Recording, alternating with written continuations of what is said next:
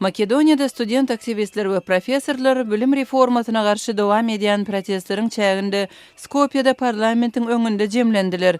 Bilime degişli Hasberg talaply kanunyň taslamasynda ähli studentleriň universiteti tamamlanda döwlet synagyndan geçmegi göz öňünde tutulýar.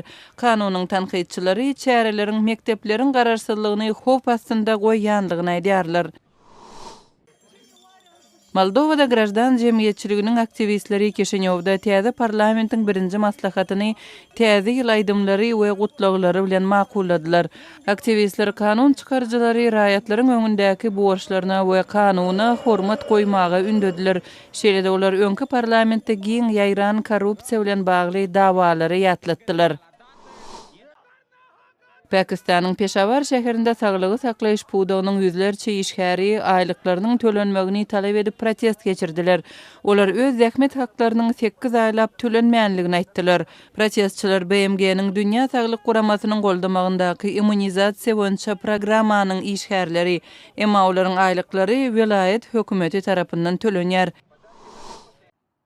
Kırgızstanyň paýtagty Bişkekde adam hukuklaryny goraýjy aktivist Onduruş Toktonasyrov Azerbaýjanyň elçihanasynyň öňünde protest geçirip bu ýurtda jurnalistlere edilýän basyşy ýazgyrdy. Geçen hepde Bakunyň häkimetleri Azat Ýewropa Azatlyk radiosynyň bürosyny ýapdy.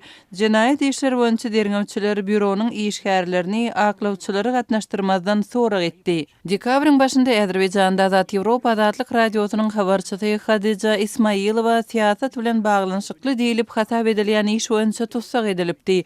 Kırgız aktivisti Toktonasyrov Ismailowanyň boşadylmagyny talap etdi we Azerbaýjanyň häkimetlerini söz azatlygyna basyş etmekde aýplady. Siz günüň täzelikleri bilen tanyş bolduňuz.